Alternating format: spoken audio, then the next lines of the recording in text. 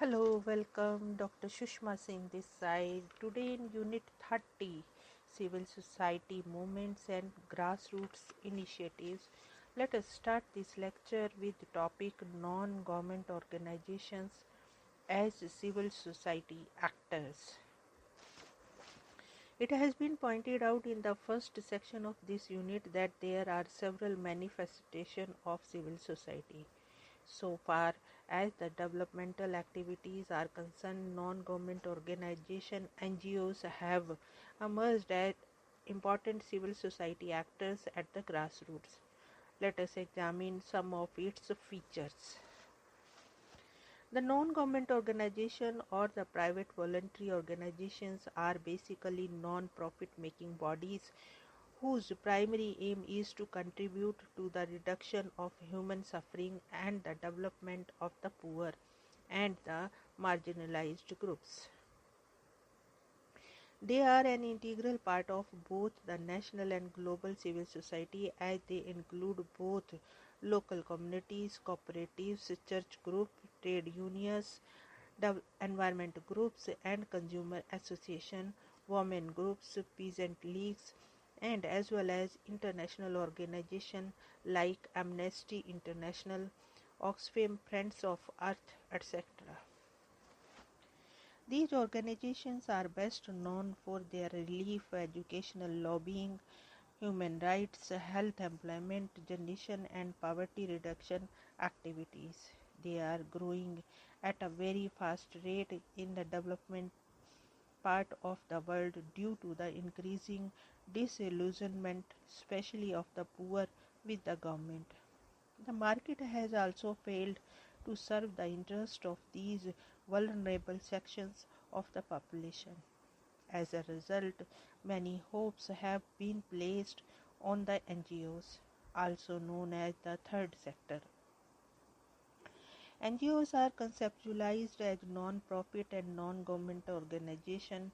Adhere and Salomon highlight some of the common characteristics of the NGO. According to them, NGOs are organizations that they have an institutional presence and structure. Private, that is, they are institutionally separate from the state. Non-profit distributing, that is, they do not return profit to their managers or to a set of owners. Self-governing, that is, they are fundamentally in control of their own affairs.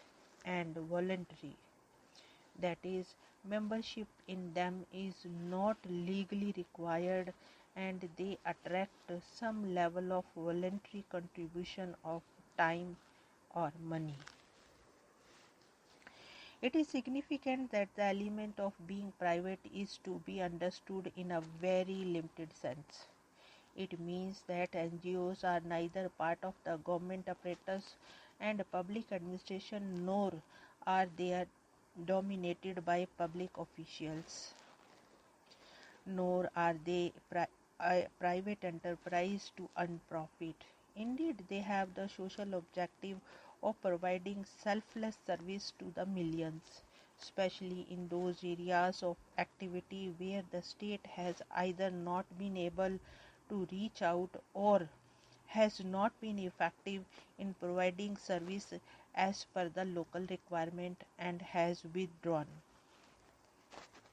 At times, the state has looked for collaborative arrangement with the NGOs to provide much needed service to the people, especially to the marginalized section of society.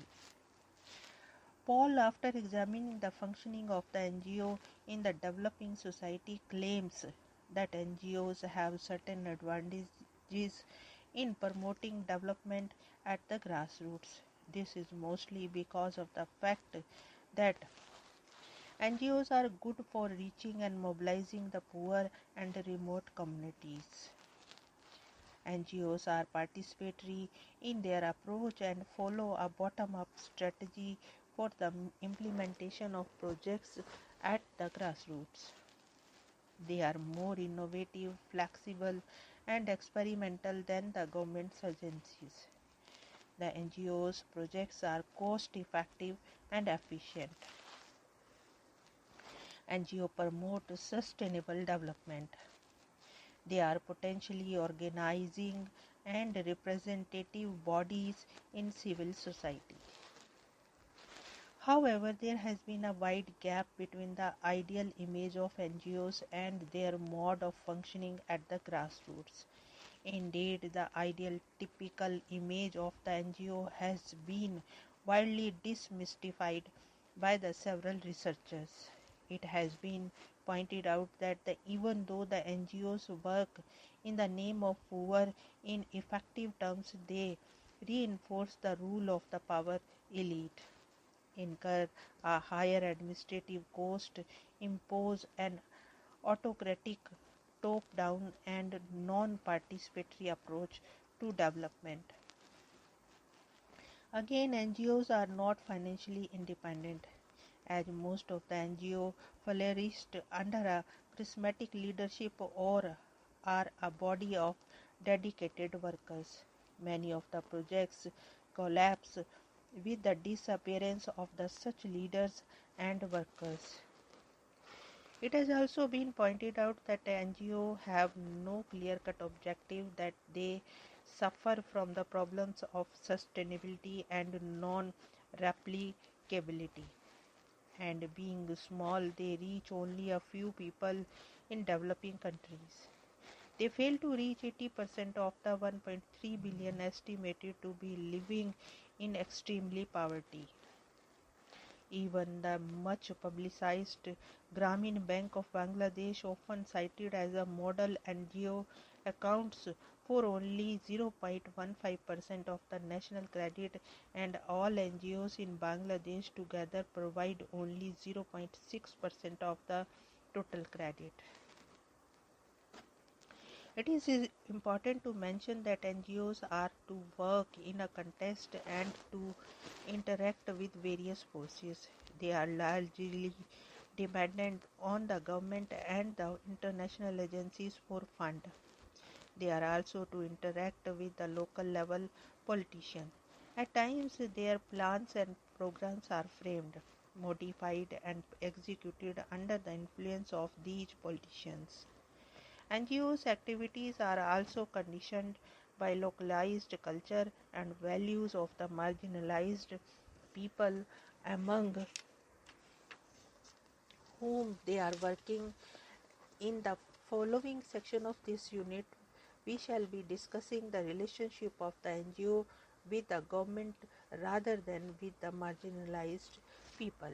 Here we want to close this lecture. Thanks for listening.